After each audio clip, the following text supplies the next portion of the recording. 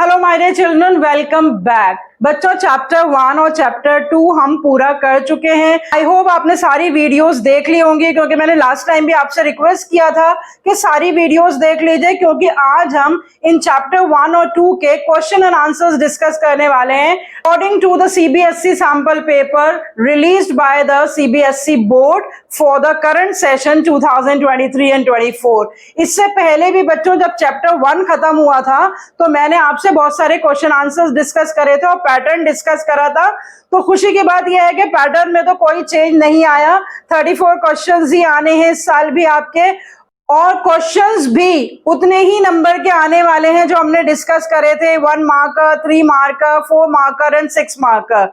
लेकिन क्योंकि अब सैंपल पेपर रिलीज हो गया है और उसमें कितने क्वेश्चंस हमारे चैप्टर 1 और 2 से आए हैं, कितनी तरह के क्वेश्चंस आए हैं और उन क्वेश्चंस को कैसे अटेम्प्ट करना है, ये हम आज की वीडियो में देखेंगे। कंप्लीट वीडियो देखिएगा बच्चों आज की भी टिल द एंड, क्योंकि आज मैं आपको बताने वाली हूं कि एग्जैक्टली आपके एनुअल एग्जाम्स में चैप्टर 1 और 2 से कितने क्वेश्चंस आएंगे और उनको आपको कैसे प्रेजेंट करना है, उनकी टाइपोलॉजी क्या होगी। Let's connect to commerce and let's discuss all the questions from chapter 1 and 2 according to the CBSE sample paper.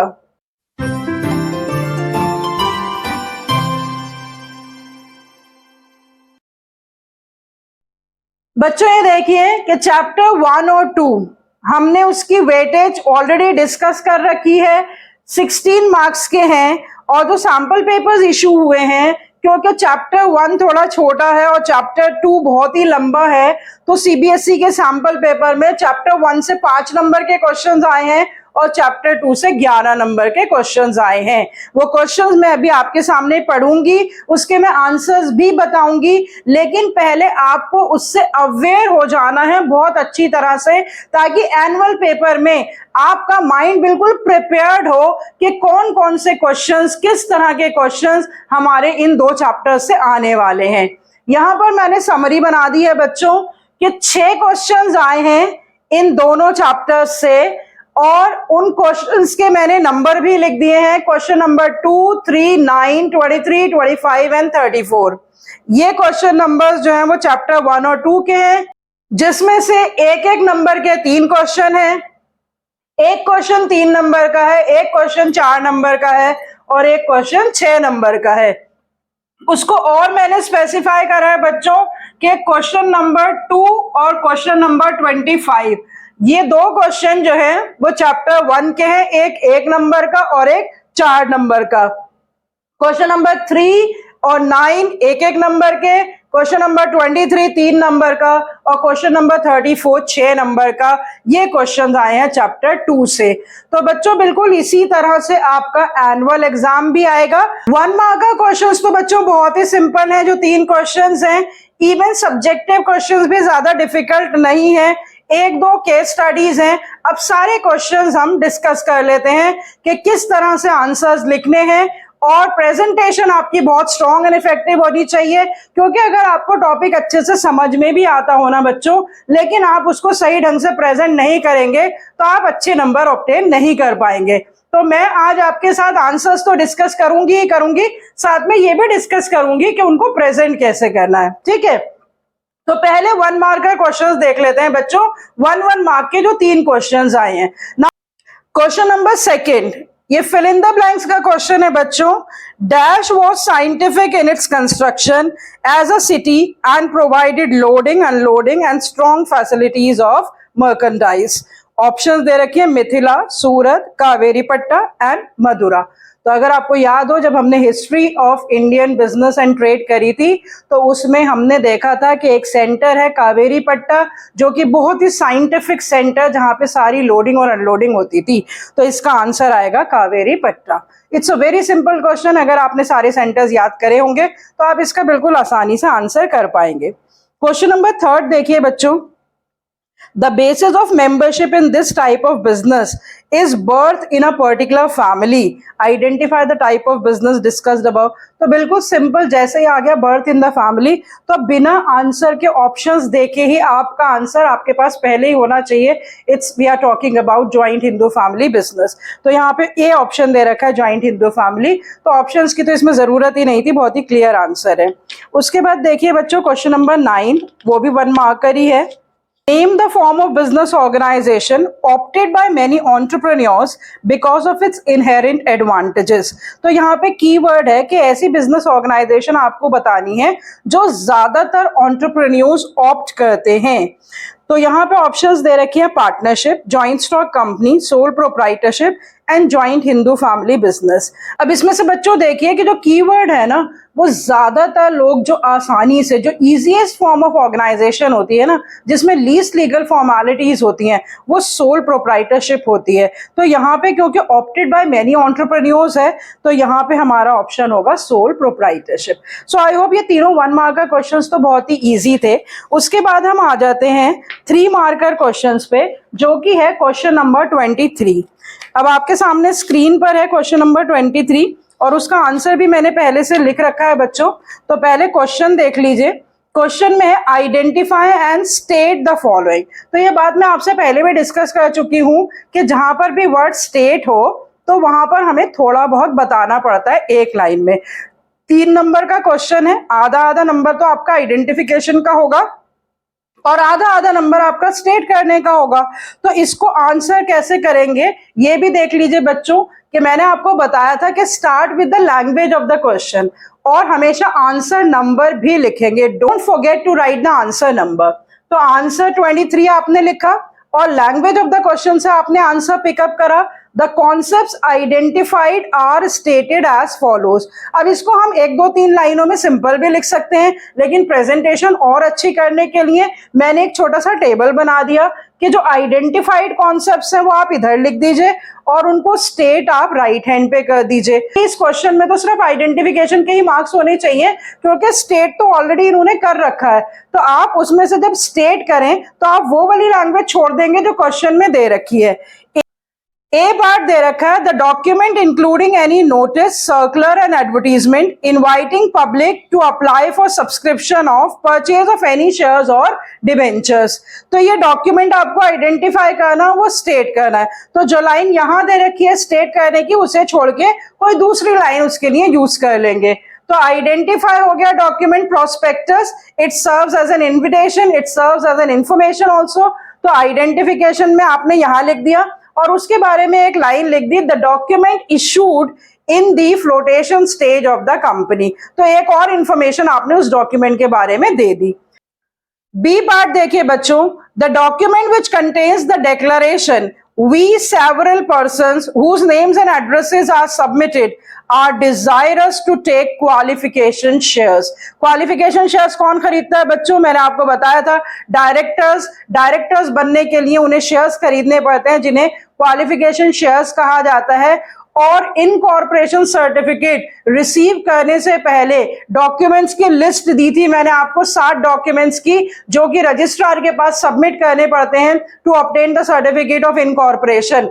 तो ये जो डॉक्यूमेंट है उसका नाम क्या है? Consent of the proposed directors.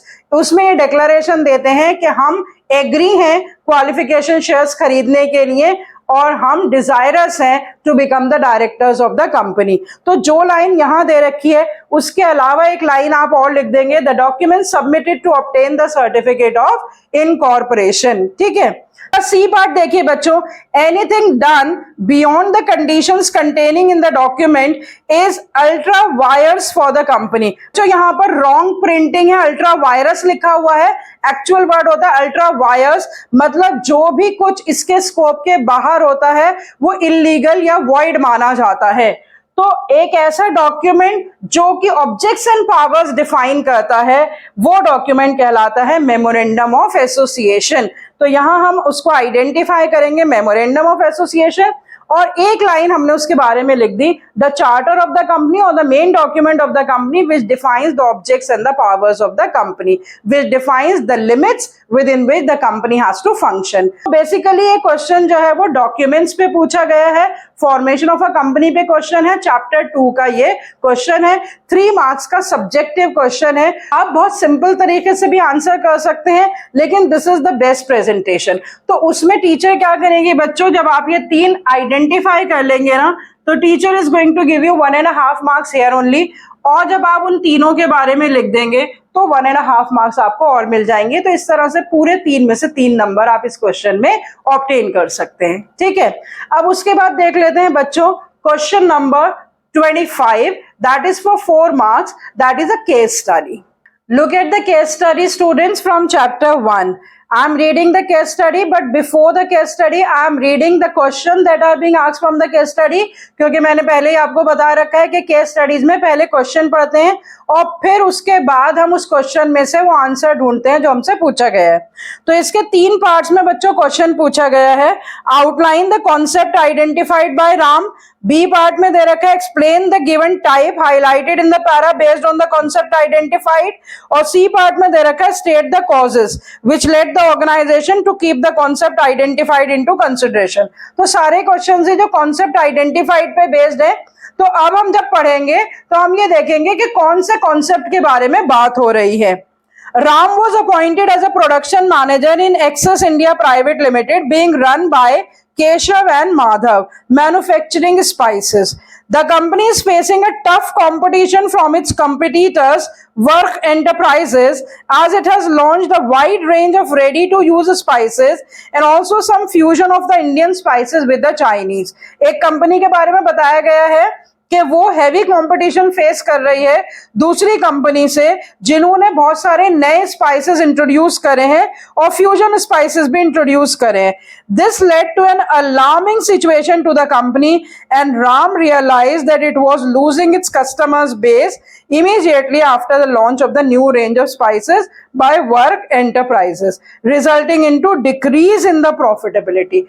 तो बच्चों बहुत आसानी से इसमें आप कीवर्ड्स आइडेंटिफाई कर सकते हैं। जब प्रॉफिट्स डिक्रीज होते हैं किसी अनसर्टेनिटीज की वजह से, और वो अनसर्टेनिटीज यहाँ क्या दिखाई दे रही है, इंक्रीज इन द कंपटीशन। एक नया कंपटीटर अचानक से मार्केट में आ जाता है और वो बहुत सारी वैरायटीज ऑफ स्पाइसेस इंट्रोड्यूस कर देता है, जिसकी वजह से केशव एंड माधव की जो एंटरप्राइज है उसके प्रॉफिट्स एकदम से डिक्लाइन होना शुरू हो जाते हैं। तो अब राम जो कि प्रोडक्शन मैनेजर अपॉइंट किया गया है उसको इसका सॉल्यूशन ढूंढना है। तो जो पहला ए पार्ट है बच्चों उसमें आपको सिर्फ कॉन्सेप्ट आइडेंटिफाई करना है। तो कॉन्सेप्ट बहुत ही क्लियरली दिख रहा है, बिजनेस रिस्क। तो वहां पे कॉन्सेप्ट को आउटलाइन करना है। तो the concept identified is business risk, आधा नंबर यहां मिल गया आपको। The possibility of losses or inadequate profits due to the uncertainties in the business, आधे नंबर में आपने उसको डिफाइन कर दिया। 1 नंबर का पार्ट ए हो गया। चाहे तो आप पैराग्राफ में भी कर सकते हैं, चाहे तो आप ऐसे कर सकते हैं। इस तरह से प्रेजेंटेशन ज्यादा अच्छी लगती है, मर्जी आपकी है, लेकिन मैं सिर्फ आपको ये बता रही हूं कि कैसे आप ज्यादा बेहतर टीचर को सेटिस्फाई कर सकते हैं। फिर उसके बाद बी पार्ट है explain the given type highlighted in the para based on the concept identified. Concept identified है बिजनेस रिस्क, और हमने टाइप्स ऑफ बिजनेस रिस्क पढ़ रखे हैं। तो यहाँ पे हमें बताना है कि ये प्योर रिस्क है या स्पेक्युलेटिव रिस्क है। So the type of risk identified is speculative risk, क्योंकि यहाँ पे सिर्फ चांसेस ऑफ लॉस नहीं है, यहाँ पे chances of profits and loss दोनों है। तो यहाँ पे हम इसका नाम लिख देंगे स्पेक्युलेटिव रिस्क, और उसको एक लाइन में हम एक्सप्लेन कर देंगे क्योंकि एक ही नंबर का है, where there are chances of profits as well as losses. तो ये सेकेंड पार्ट भी पूरा हो गया। 1 नंबर यहां मिल जाएगा, 1 नंबर यहां मिल जाएगा। अब बचे 2 नंबर। सी पार्ट में पूछा है state the causes which led the organization to keep the concept identified into consideration। मतलब जो कॉन्सेप्ट हमने आइडेंटिफाई करा उसके कॉजेस क्या क्या होते हैं। तो बिजनेस रिस्क के हमें 2 कॉजेस लिखने हैं और उन दोनों कॉजेस को हमें एक्सप्लेन करना है। यहाँ पे वैसे वर्ड यूज करा स्टेट, तो स्टेट में हमें एक एक लाइन ही बतानी होती है। So the causes of the business risk are human causes, natural causes, कोई और से 2 कॉजेस लिख सकते हैं, जरूरी नहीं है वो यहीं से पूछे जाए, क्योंकि कॉन्सेप्ट के कॉजेस पूछे तो आप कोई से भी 2 कॉजेस लिख सकते हैं।